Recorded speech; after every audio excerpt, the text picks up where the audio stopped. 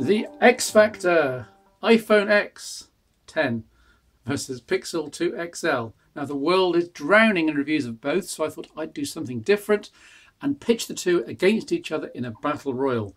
Both brand new, of course, both super sexy in the hand, both with premium price tags. £800 for the 64GB Pixel 2 XL and £1,000 for the 64GB iPhone 10. Let's start with the physical. The iPhone is smaller and more secure in the hand, in theory, though the use of glass on the back and its slippery nature makes your grip somewhat moot, since you're still going to need a case of some sorts 24/7. Meanwhile, the Pixel 2 XL is not quite narrow enough for a secure grip in the hand, but its textured coating means that it's far less likely to slip from your hand in the first place, so you might not need a case at all. Both phones look beautiful and feel premium in terms of materials and weight distribution. It's honours even all round.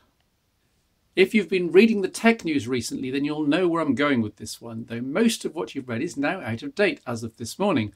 The Pixel 2 XL's LG-made OLED panel is definitely less than stellar. At any viewing angle other than straight on, white panes turn blue and cold, and this may bother you depending on how you use your phone and what sort of content you like viewing. Burn-in was reportedly an issue, though there's nothing so far on the review unit, which I've had for over a week, and Google has now pushed an update to all Pixel 2 XLs that auto-dims the virtual controls.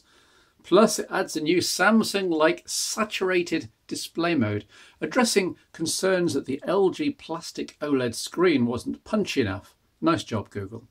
Of course, the iPhone X's Samsung-made display is nigh on perfect in terms of colour cast and angles, reflecting that Samsung has utterly mastered making AMOLED panels now. But a win for the iPhone here, right? Well, yes, but the iPhone X has this infamous notch up the top. Horns, as some are calling them, either side. It's a bit odd to say the least, and could be disguised easily with some judicious use of black status bars, at least in portrait mode, so that the AMOLED black would merge with the actual black of the front camera island glass. That Apple hasn't done this at all ties in with design guidelines for its developers, specifying that the horn pixels be used as visibly as possible, so Apple wants the notched screen with content flowing around it to be obvious and a recognisable feature. One more example here is eBay. In the short term, quite a few third-party apps know nothing about the iPhone X, and so you get black bars framing their content, and in the case of landscape games, for example, black margins on all sides. Things will get better with updates, of course, and quickly. The Pixel 2 XL does have a full rectangular display, though with slightly odd rounded corners, but the higher quality panel on the iPhone has to win out here, notch or no notch. Now, both phone cameras are excellent, right up there with the best of phone imaging. Both use image processing tricks to combine multiple exposures. Both have OIS and large apertures. The iPhone X should draw ahead with its stabilised 2x zoom lens, but then the Pixel 2 XL has Google's more advanced HDR+ software, which works miracles on almost any scene. See the samples here as proof that there's little in it. Pros and cons either way. My gut feel is that the Pixel 2 XL's camera could be better, and indeed there's a chip inside, the Visual Core ISP, that hasn't even been turned on yet with a firmware update, while the iPhone X's camera could be better with smoother image processing algorithms, and there's something not quite right yet about low light zooming. Anyway, patience needed. Both phones shoot it up to 4K with mono audio, though this was superior on the iPhone. But why can't we have stereo capture in our flagships? I was shooting stereo on a phone camera in 2006, 11 years ago, on the Nokia N93, if you're interested. Until the 2XL's extra chip is activated, I'm going to give this round to the iPhone X by a nose, thanks to the genuine zoom optics and the better video audio. Consuming media, whether video or games, depends on a great screen and a great sound. Both of these phones have stereo speakers, with the Pixel 2 XL's genuinely front-facing. Here is a demo. First of all, the iPhone X, full volume.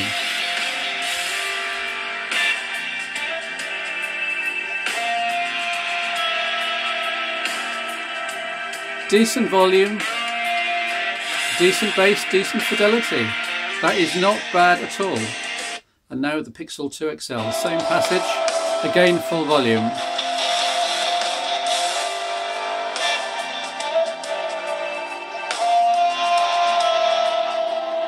The Pixel 2 XL speakers do have greater stereo separation. Obviously it's a bigger phone, but I think the iPhone 10 speakers are significantly better.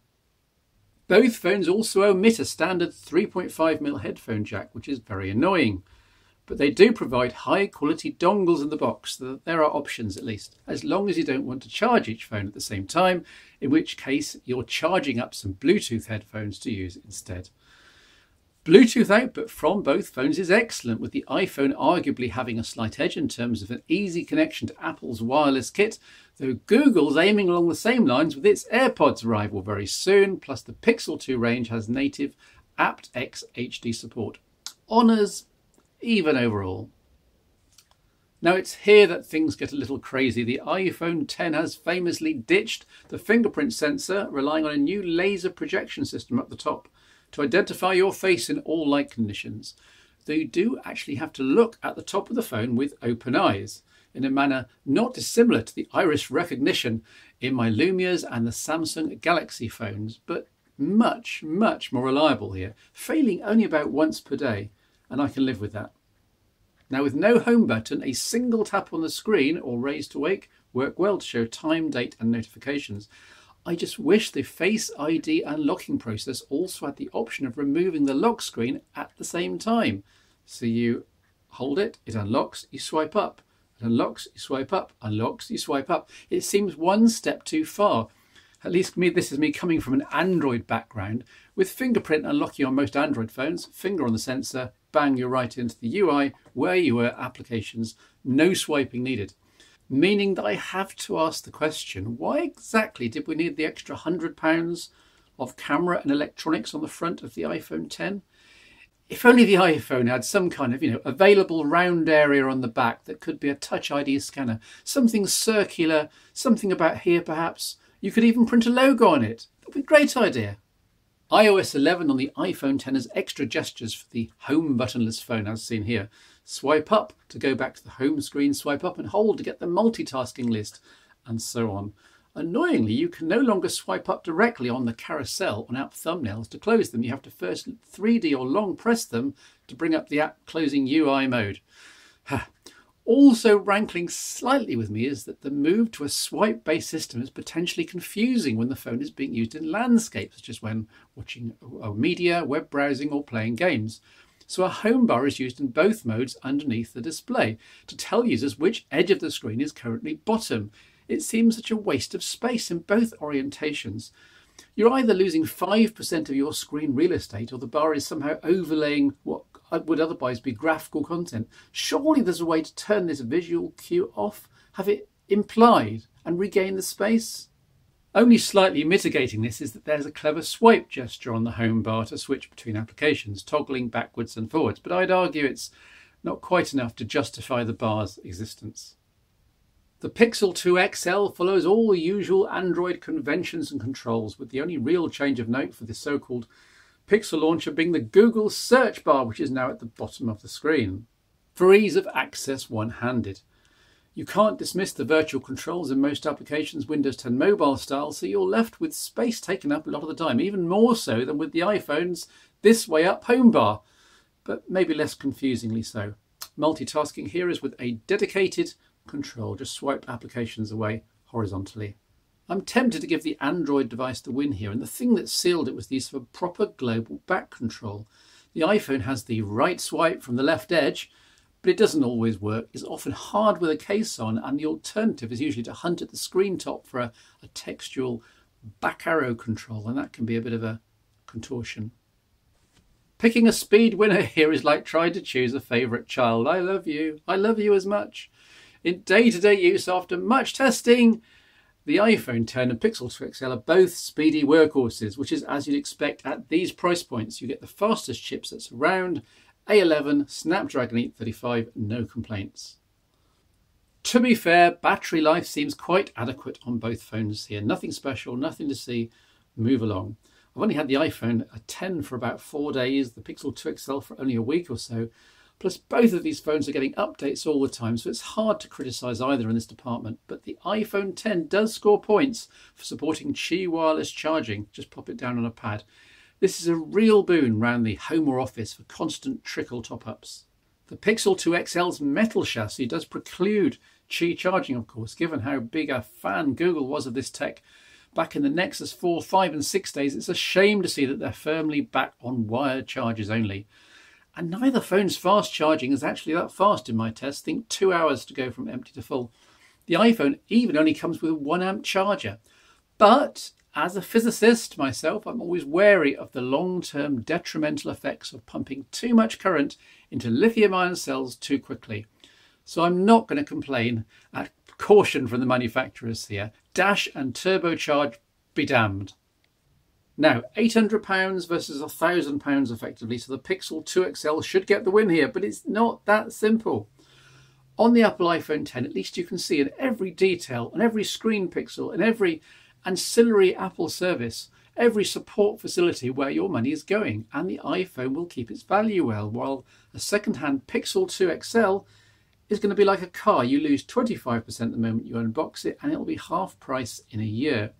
The iPhone 10 is more expensive, but as the old Stella Artois beer ads used to say, it's reassuringly more expensive, while the Pixel 2 XL feels like it has a price tag dreamed up by the marketing department and doesn't reflect what's actually inside. Based on similar hardware from the likes of OnePlus, I'd say the 2 XL should have been $599 at most, and not $799. Shame on Google's marketeers.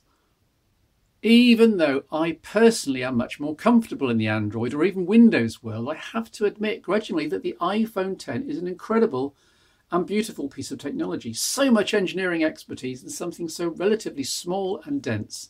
Super camera, super clear screen, decent speakers, super fast processor, and so on. And it wins this head-to-head despite the asking price. Ultimately, both X phones have to sell well in what is an ultra-competitive marketplace. The iPhone 10 has to sell into a market of iPhone fans that's already saturated with iPhone 6, 7s and 8s, along with the Plus models, plus the terrific little SE, when their existing iPhone does ostensibly the same job running the same apps. Do fans really need to sell their firstborn child for a 10? The Pixel 2 XL has it worse though. As I mentioned last time, both Pixel 2s are overpriced, and the Android smartphone market is ridiculously competitive. If the 2 XL was a perfect phone, then it might still do okay against the Samsung Galaxy flagships, against Huawei, ZTE, LG and others. But the poor screen viewing angles, the missing audio jack, the generally sealed, locked down facilities, they won't sell on a level playing field of price.